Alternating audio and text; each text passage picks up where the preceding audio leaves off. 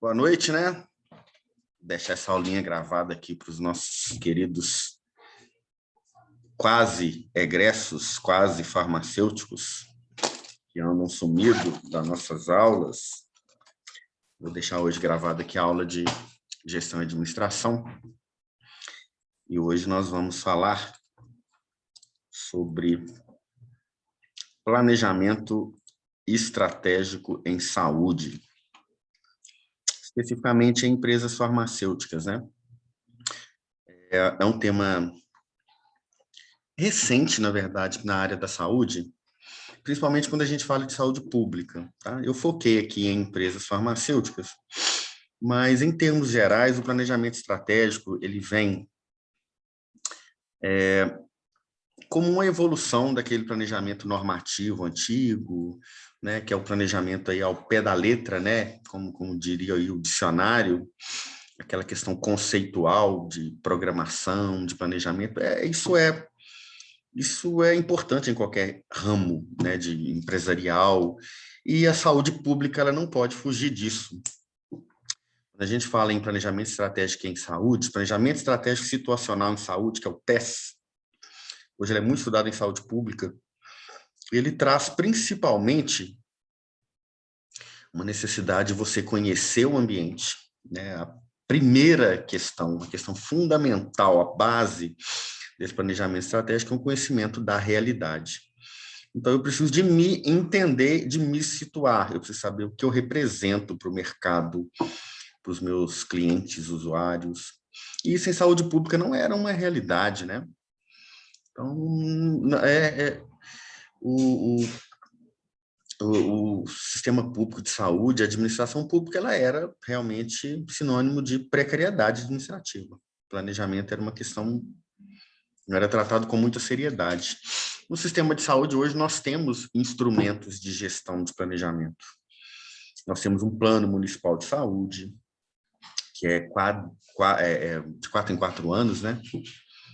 Nós temos um planejamento plurianual, de 2 em 2 anos. Nós temos uma programação anual de saúde, anual, né? Temos um pacto interfederativo, que é realizado entre o município e o governo federal, com metas a serem cumpridas, indicadores a serem mensurados.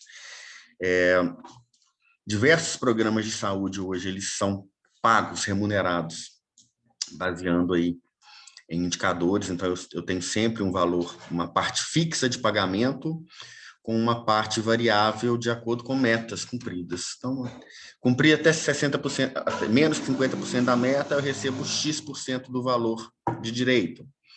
Se eu cumprir até 60% da meta, eu recebo mais. Até, né, normalmente, 90%, 95% da meta, você recebe o valor total de teto. Então, é uma maneira de você planejar, programar, definir metas, objetivos, indicadores para serem mensurados e incentivar quem cumpre, né? Quem estabelece e quem mede, mensura, né, acompanha os indicadores de produção. Estou falando isso no sistema de saúde público. Então, isso já é uma realidade. Claro que empresas particulares, elas olham o planejamento com mais rigor. Nós ainda temos o serviço público de saúde, o serviço público de uma maneira geral, né? Nós temos uma grande, ainda hoje, né? Uma grande alocação de pessoas em cargos estratégicos sem uma devida capacitação, formação profissional. Né? E não, tanto formação em administração quanto formação na área de saúde. E a gente, de certo modo, trabalha com planejamento farmacêutico de forma geral, né? Trabalha com planejamento em logística, compra, programação de compras, de estoques, né? Mas o planejamento estratégico, que é chamado de planejamento estratégico situacional, ele é mais amplo do que isso. Ele tenta pensar no futuro, um planejamento a mais longo prazo.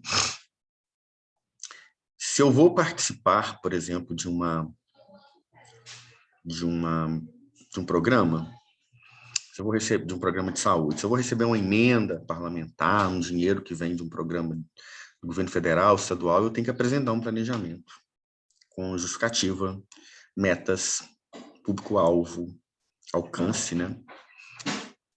Cronograma físico e financeiro, né? Datas, ações e recursos que serão alocados ali para cada atividade, indicadores que eu vou medir e vou também apresentar isso numa prestação de contas. Então, eu quero entrar num programa aí que fornece tomografia. Ok, justifica, apresenta aí o seu objetivo, qual o público-alvo, quais as metas de produção, como eu vou acompanhar isso, o número de tomografias realizadas por mês, para municípios, para região, como que vai ser isso? E aí alguém vai analisar, tem uma área técnica que vai fazer uma análise disso, ok? Então, só para vocês situarem o que seria esse planejamento estratégico. Ele é chamado de situacional, porque ele está sempre analisando o cenário. Muitas vezes quem faz esse planejamento estratégico não é alguém que está dentro do serviço, né? Porque é importante, é interessante você ter um olhar externo. Então, são contratadas empresas de consultoria, de auditoria, para realizar isso. Você, às vezes, está ali dentro e não consegue enxergar os defeitos, os problemas. E, às vezes, você também é suspeito para fazer essa identificação, né? Fazer esse diagnóstico situacional. Então, parte sempre de um diagnóstico situacional, e esse diagnóstico, ele para ser realizado de uma maneira confiável, é interessante que seja uma pessoa externa, né? Ok?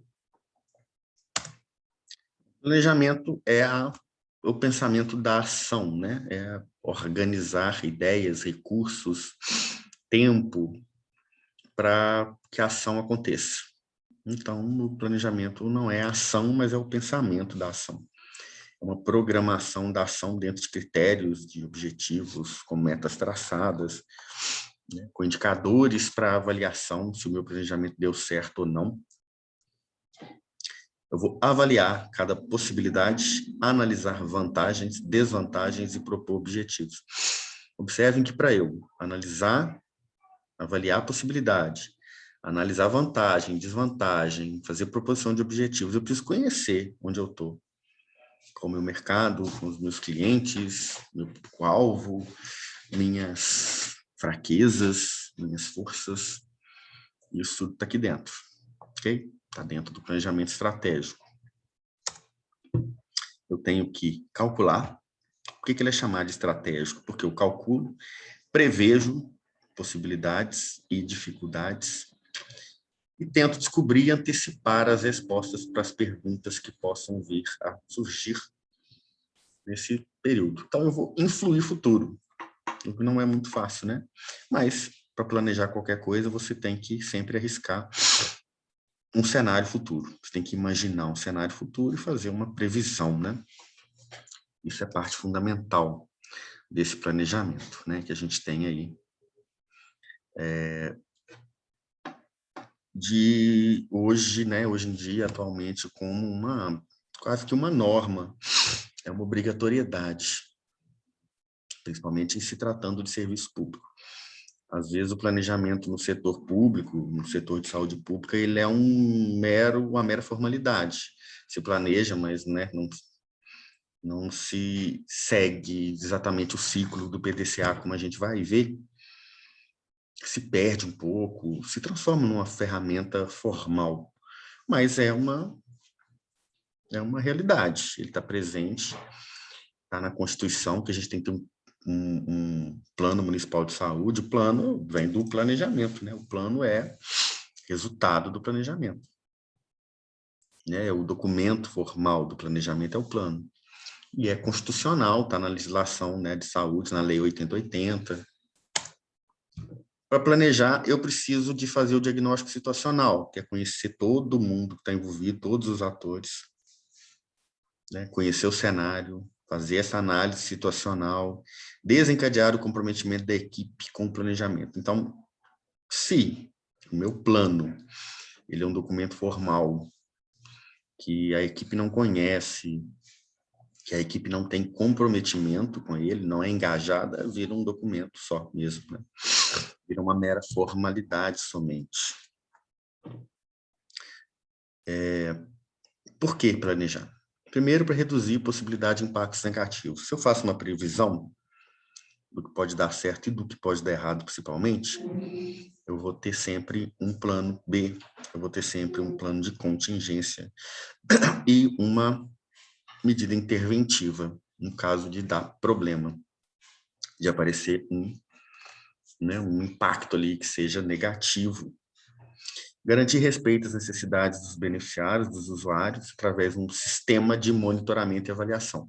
Indicadores, né? Os indicadores, aqueles números, índices, que eu vou medir e vou conseguir avaliar se o meu plano está dando certo ou errado, se está sendo seguido ou não, através de números.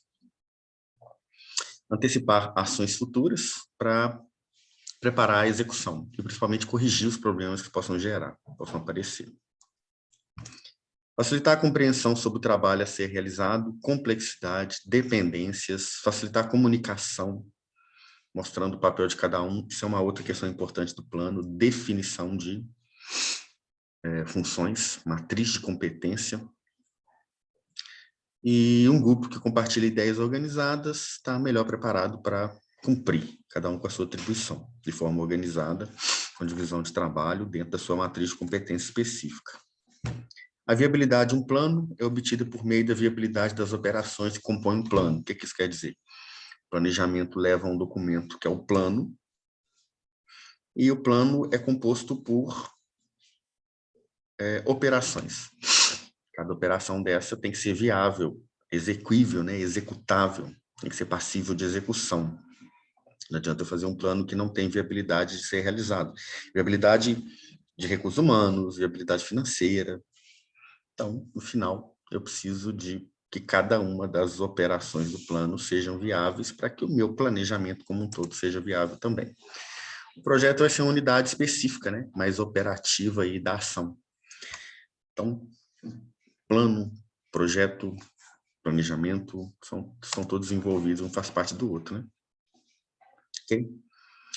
Esse projeto, que é o específico, né? Aquilo que me é cobrado dentro de um programa, por exemplo. Então, eu tenho um programa de farmácia verde, todo mundo conhece, né? Vocês devem conhecer, farmácia verde ou farmácia viva. Está sendo muito discutido aqui em Minas no momento. A gente tem participado aí de reuniões em municípios, que eu trabalho aí com consultoria em saúde, sobre implantação de farmácia viva em alguns municípios. Então, está tendo cursos de fitoterapia, e aí a pessoa, né, o município responsável tem que ter uma pessoa, um profissional farmacêutico de referência, e ele tem que montar um projeto. Esse projeto tem que ser aprovado.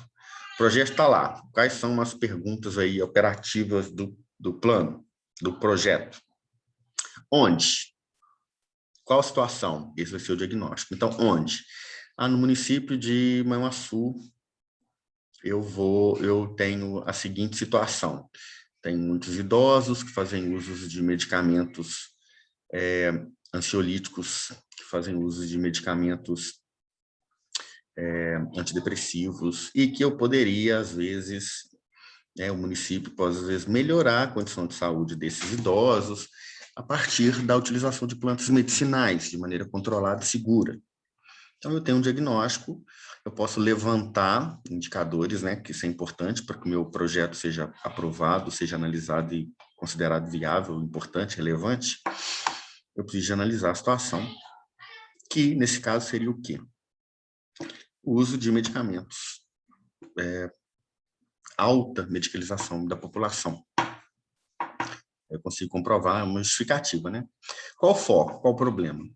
O alto índice de uso de medicamentos pela população do município, e que pode ser diminuída, reduzida a partir da fitoterapia. O que fazer? Quais os meus objetivos? Vai ser montar, implementar a farmácia viva no município, com o objetivo de promover a fitoterapia racional, com profissionais, né? A serviço de quem? Qual que é o meu público-alvo? A população do município como um todo. Às vezes você pode ter um foco maior em idoso, mas é a população como um todo. Por quê? Qual a justificativa, né? Nós já falamos, na verdade, a justificativa aí com a situação, com o foco, que é alto índice de uso de medicamentos. Para quê? Com a finalidade, melhorar a qualidade de vida, reduzir os problemas relacionados ao uso de medicamentos.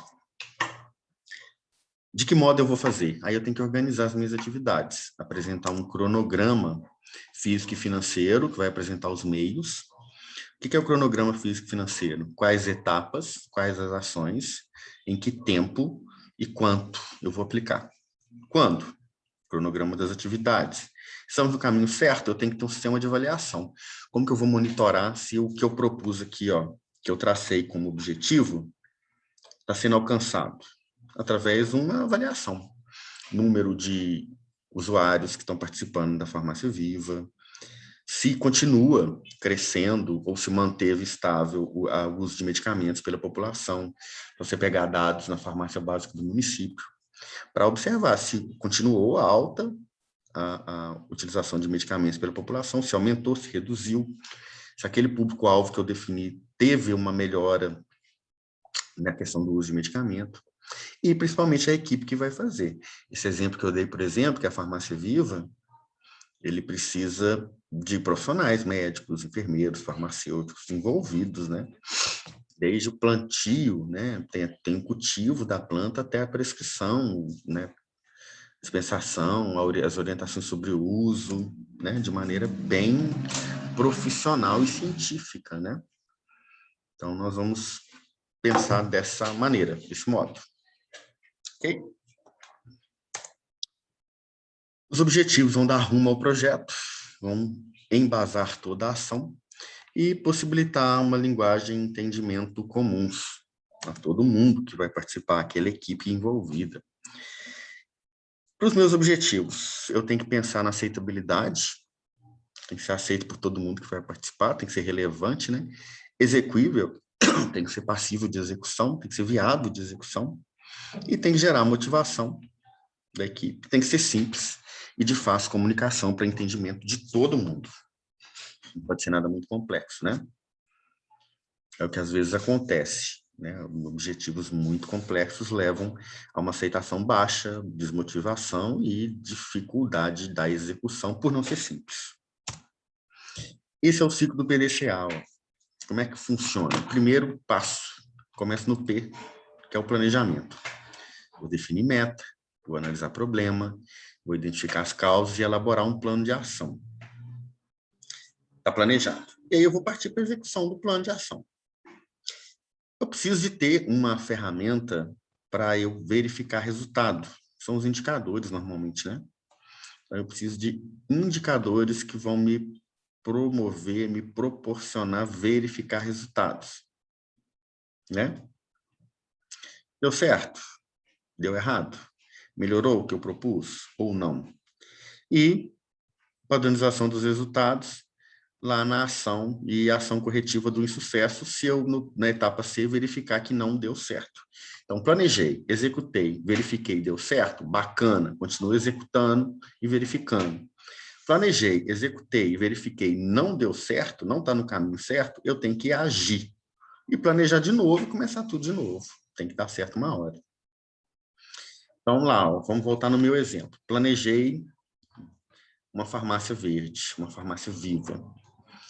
Definição da meta é a implantação da farmácia viva, a análise do problema é a alta medicalização da população do município, as causas são, né, uma cultura do povo de tomar medicamento mesmo, o Brasil tem isso como cultural, e elaborei um plano de ação para a implementação da farmácia viva.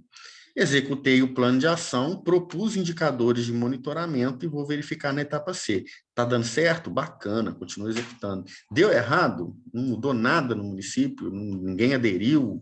Ou teve adesão, mas a medicalização continuou alta do mesmo jeito? A pessoa está tomando o chá ansiolítico, mas está tomando o Rivotril também? Então, não resolveu. Então, eu tenho que começar tudo de novo. Alguma coisa não funcionou. Né? Então, eu vou ter que agir. No plano, etapa 1, identifique o problema, descubra onde e por que ele começa. Planeje as melhorias e crie um plano de ação. Do, executar, envolva as pessoas e execute o plano.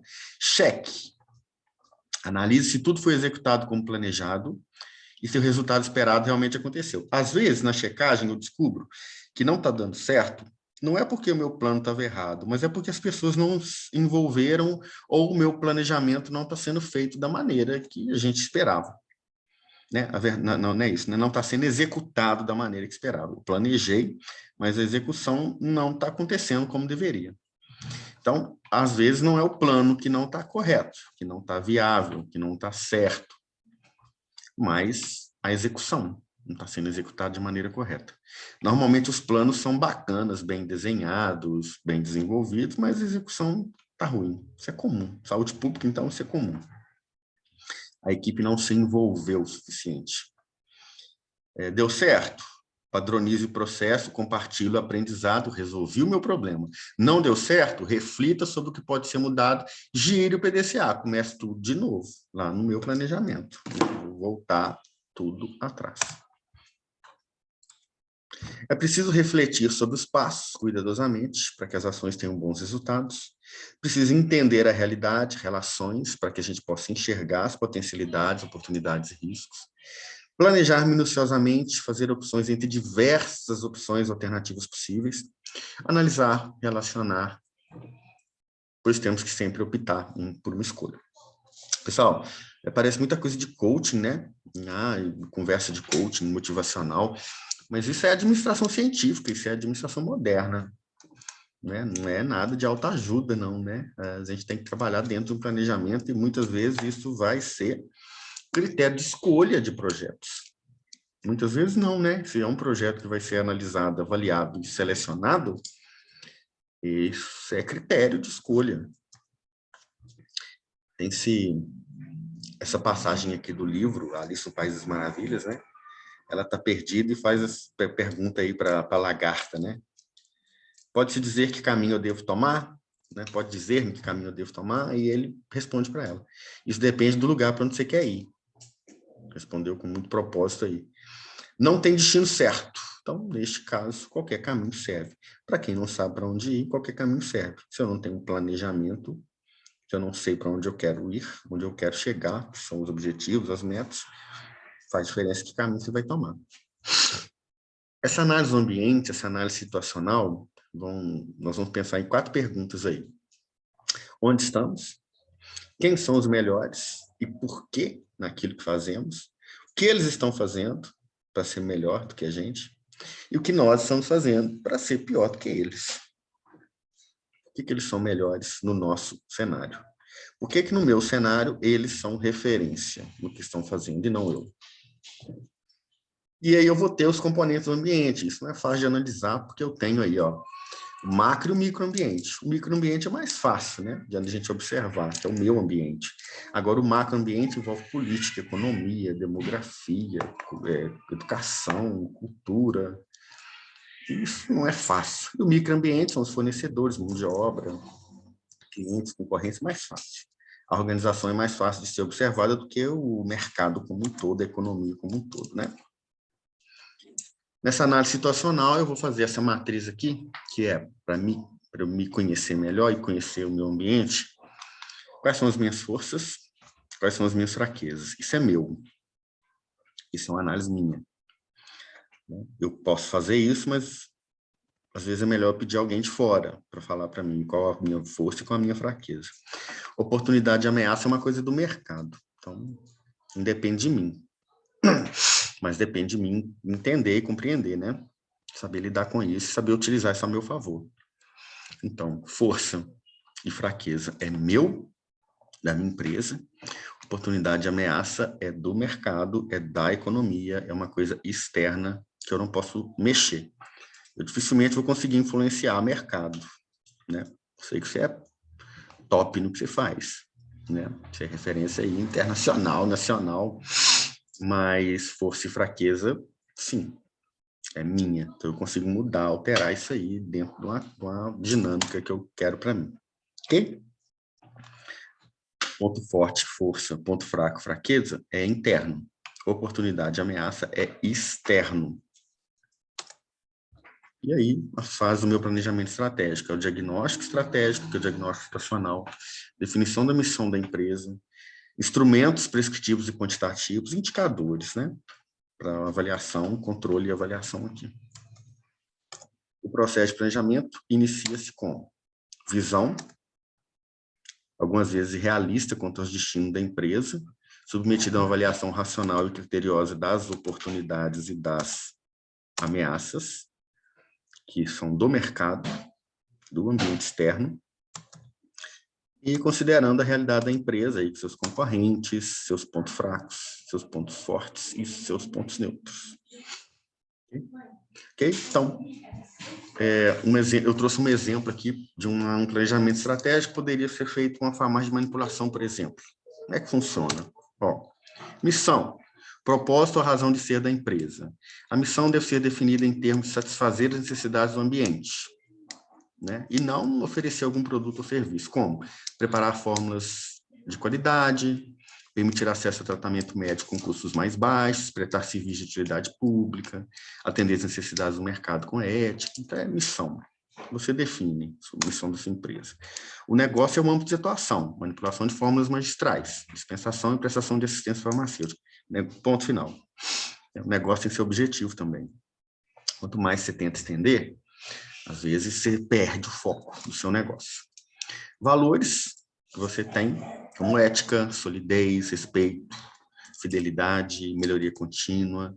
As oportunidades, como nós vimos aí, é uma situação externa, por exemplo, baixa concorrência em âmbito municipal, um avanço tecnológico, consolidação de parcerias, convênios. As ameaças também são externas, como instabilidade econômica e inadimplência, aumento da concorrência a nível regional, concorrência com medicamentos industrializados, a gente está falando da farmácia de manipulação, né? Desconfiança do público-alvo com relação ao segmento magistral. Pouca coisa que eu consigo mudar, né? Não tem uma influência tão grande sobre isso. Agora, o meu, e a minha força, fortalecimento da minha imagem junto à comunidade, qualidade reconhecida, aumento da autoestima e valorização dos colaboradores, atendimento diferenciado, recursos humanos capacitados, comprometimento, localização, cartão fidelidade. Isso é só força. Sua fraqueza, tá vendo? Olha só. Tem 1 milhão de forças aqui identificadas e a fraqueza tem só 2, tá vendo? Às vezes é melhor arrumar alguém para fazer isso por mim. Porque reconhecer a fraqueza não é uma coisa fácil para o ser humano, né? Propaganda deficiente e inacessível e recursos financeiros para investimento a curto prazo. Visão.